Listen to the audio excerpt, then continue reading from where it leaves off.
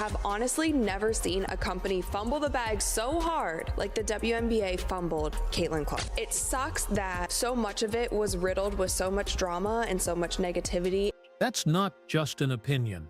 That's the epitaph for what might be the single greatest mismanagement of a generational talent in the history of professional sports. This wasn't just a mistake.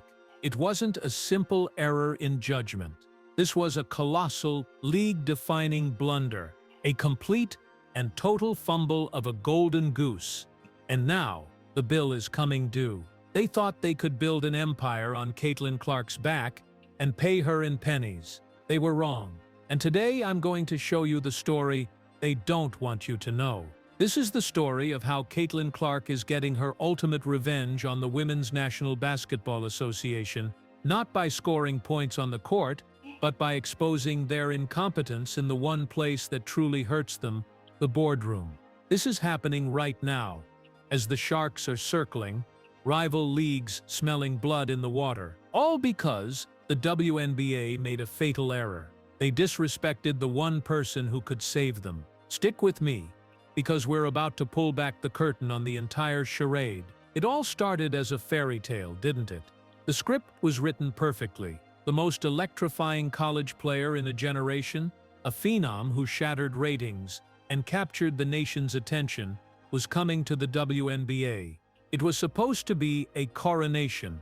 With those words, the future of the league was supposed to be secure. Caitlin Clark wasn't just another #1 draft pick.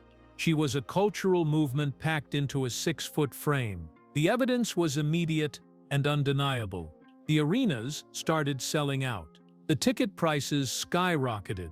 The cameras followed her everywhere. She was single-handedly making the league more relevant than it had ever been. But don't take my word for it. The numbers don't lie. The Fever are going to be over 200,000 higher than the next highest total attendance in league history.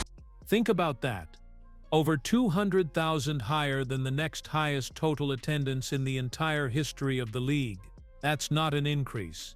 That's a revolution. She was a walking, talking, three-point shooting stimulus package. For years, the league had been struggling, fighting for relevance, fighting for viewership, and fighting for financial stability. And then she arrived. Let's be brutally honest here. Caitlin Clark saved the WNBA from itself. She was the catalyst, the golden goose, the one player who could finally lift the entire enterprise into the mainstream stratosphere. She delivered on every single promise. The league's viewership was up a staggering 21%, even with her missing games later in the season. She did her part. She held up her end of the bargain. And how did the league, the very institution she saved from hemorrhaging money, repay her for this miracle? They betrayed her. They rewarded her with a level of disrespect so profound it borders on sabotage. It started with the contract. The WNBA, the league she was single-handedly elevating, signed her to a 4-year deal worth a total of just $338,056. That's about $85,000 a year for the biggest star in the sport. It's an insult, but it gets so much worse when you add context. You want to see the real, unfiltered disrespect. Let's compare her salary to her male counterpart in the NBA. Look at his rookie salary, which was around $55 million for 4 years, and then you look at Caitlin Clark's $300 and I think it was $38,000 salary that she signed for 4 years. That is about the same amount more. It's around 162 times more. 162 times more. Not 10% more. Not double. 162 times. That isn't a wage gap. It's a canyon.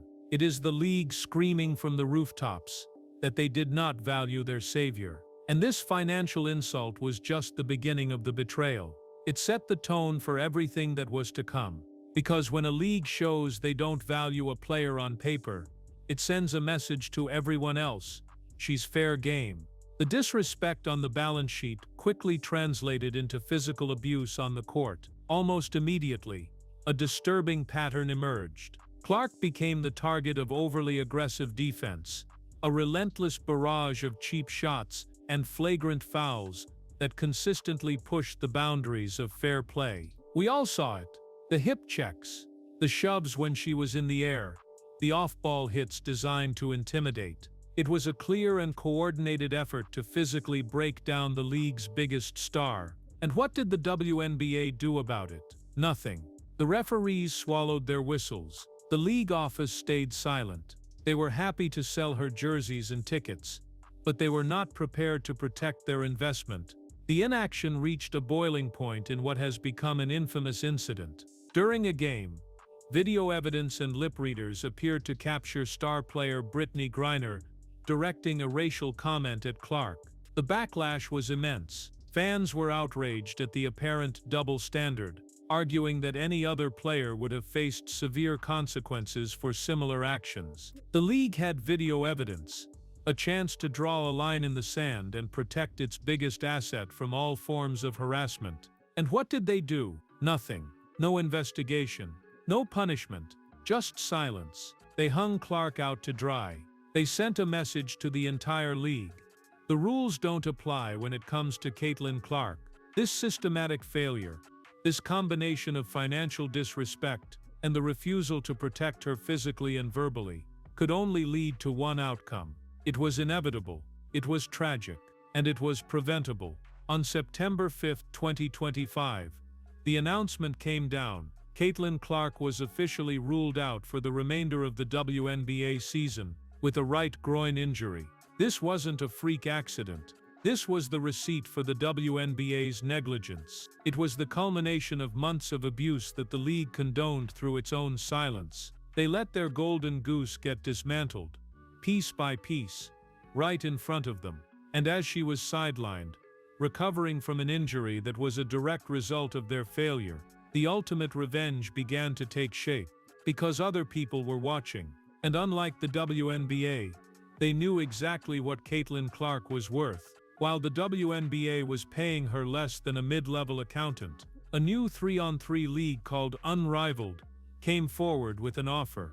They offered her more than $1 million per year, plus something the WNBA would never dream of, giving her an equity stake in the league itself. They weren't just offering her a salary, they were offering her ownership. They were offering her the respect the WNBA refused to show, and that was just the opening shot. The WNBA had fumbled the bag, and now the rest of the world was lining up to pick it up. This is where the story turns. This is where the WNBA's betrayal transforms into Caitlin Clark's revenge. For months, the league operated under the delusion that they held all the power, that they were the only game in town. They believed they could underpay and undervalue their biggest star, because she had no other options. They were about to get a wake-up call so jarring, it would shake the very foundations of the league. It came from a completely unexpected source, a music legend and entrepreneur who saw the WNBA's incompetence for what it was. I feel like there could be a team overseas who would love to snatch Caitlin Clark away from us and give her a crazy offer. I mean, Ice Cube was about to give her $5 million to play in less than 10 games in the Big Three. So the money is there, and if these owners are smart with it, I could definitely see more WNBA players. $5 million for less than 10 games. The WNBA was paying her about $85,000 for an entire 40-game season, and Ice Cube was ready to offer her millions for a handful of appearances. But even that wasn't the final number. That wasn't the offer that would become the ultimate act of revenge. The official offer from Ice Cube's Big Three league was a staggering $15 million for one 10-week season. Let's put that in perspective, because the numbers are so absurd they need to be repeated. The WNBA $338,056 for 4 years. Ice Cube's Big Three $15 million for 10 weeks. This isn't just an offer. This is a public humiliation. This is Ice Cube holding a megaphone to the world and declaring that the WNBA's valuation of its greatest asset is a joke. This is the free market correcting a grotesque error. This is revenge. It's a statement, carved in stone, that Caitlin Clark is bigger than the league that tried to contain her. She doesn't need them, but God, do they need her? The WNBA had their chance. They had a generational talent, a walking sold-out arena, the person who financially saved their league, and they threw it all away. How the cachet of the WNBA elevates. Remember, it could have been even better.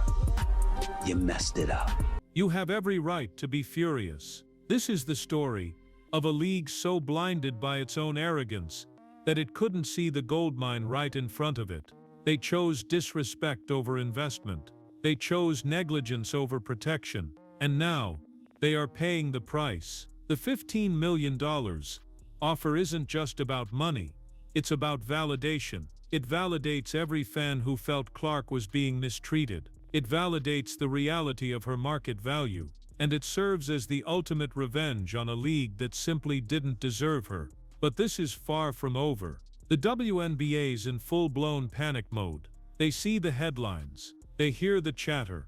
They know, deep down, that they have been exposed. The revenge isn't that Caitlin Clark is taking the offer tomorrow. The revenge is that the offer exists. It hangs over the league like a guillotine. It has permanently altered the power dynamic. Clark now has leverage that is unheard of for a WNBA player. So what happens next? Her WNBA contract isn't forever. The Big Three offer is real, and it's on the table. The unrivaled league is waiting in the wings with an ownership stake. The WNBA thought they could control Caitlin Clark, but they only ever controlled a piece of paper. Now that her true astronomical value has been exposed for the world to see, have they already lost her for good? Did their own greed and negligence not only cost them their biggest star, but destroy their own future in the process? The game is no longer being played on their court, and they have no one to blame but themselves.